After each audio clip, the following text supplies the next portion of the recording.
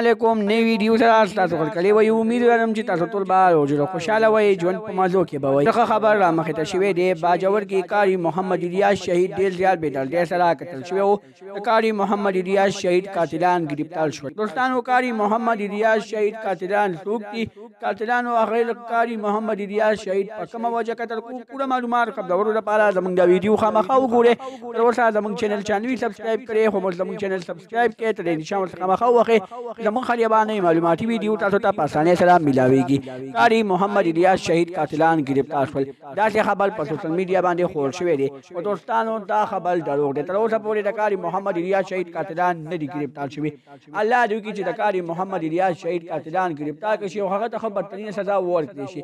ځکه چې قاری محمد الیاس شهید نامعلوم کسانو په بیګناه بېدردۍ سره قتل کړی دی او به هغه قتل نامعلوم نوم ورکړی دی ولې دوستانو قاری محمد الیاس شهید په څه وجه قتل کو نه د مرګ وجه معلومه ده نه د مرګ طریقه معلومه ده چې په کومه طریقې قتل کو هو وایي چې په موټرسایکل باندې او د کسان راغله او فایرینګ کو قاری محمد الیاس شهید ډېر زیات بېدردۍ سره قتل کو